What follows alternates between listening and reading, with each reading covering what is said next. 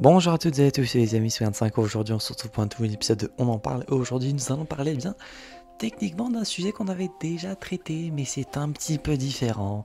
Aujourd'hui on va traiter de Werewolf by Night, mais la version en couleur. Alors pour ceux qui ne savent pas ce que c'est Werewolf by Night déjà, commençons par le synopsis. C'est un moyen métrage, un special comme l'appelle Marvel dans son MCU, qui est un concept dans lequel on retrace l'histoire, ou bien, enfin, l'histoire d'un personnage, ou globalement, une petite histoire d'environ 45 à 50 minutes. Et donc Werewolf by Night était le premier sorti en 2022, et en 2023, ils se sont...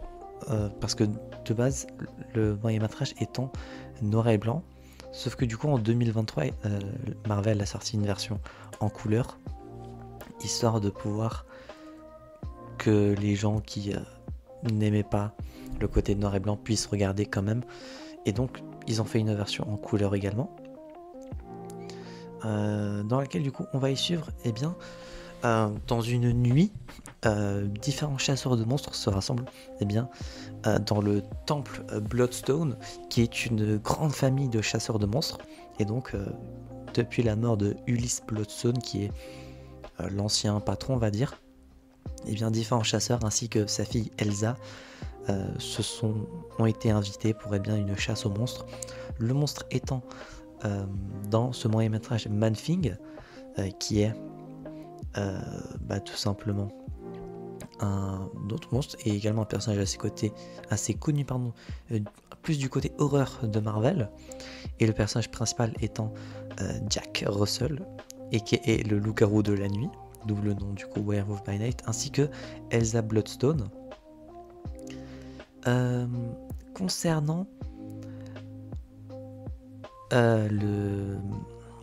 les différences avec du coup la version classique, à part du coup le fait que ce soit en couleur, rien de différent, c'est vraiment la version noir et blanche sortie en 2022 et la version en couleur sortie en 2023.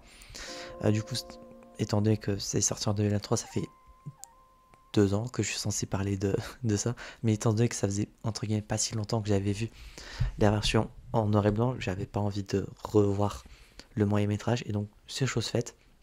D'ailleurs, je vous ai recordé, ça en est le 29 septembre. Cet épisode-ci, ça normalement est le dernier du mois d'octobre. Normalement, ça sort proche d'Halloween.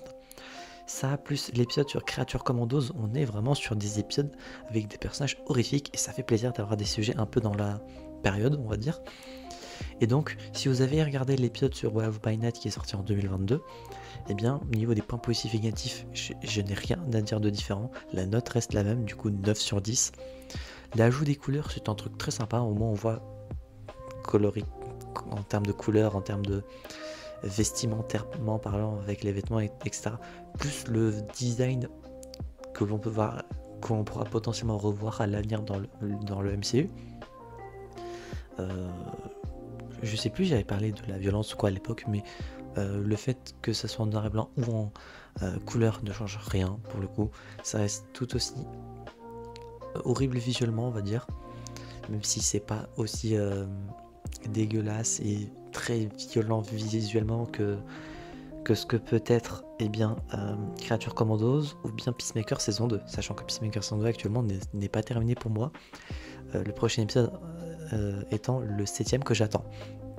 Et donc globalement, je n'ai pas grand chose à dire de plus. Si vous avez regardé l'épisode original en noir et blanc, c'est les mêmes arguments. Si je pense, je mettrai le lien de l'épisode en description.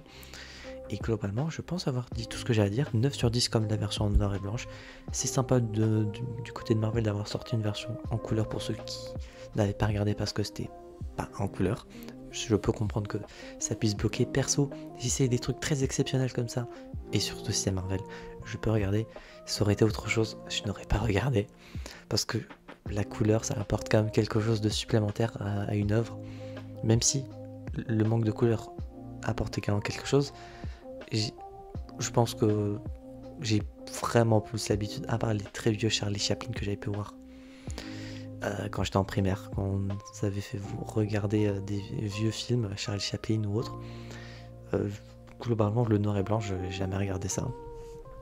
Et du coup, voilà, concernant cet épisode, j'espère que celui-ci vous aura plu. Si c'est le cas, n'hésitez pas à vous abonner, à mettre un petit pouce bleu, à mettre en commentaire votre avis sur le moyen métrage si vous l'avez regardé, sans spoiler bien évidemment, si votre commentaire sera supprimé. Et si vous n'avez pas regardé, si vous comptez regarder, c'est dispo bien sûr sur Disney+.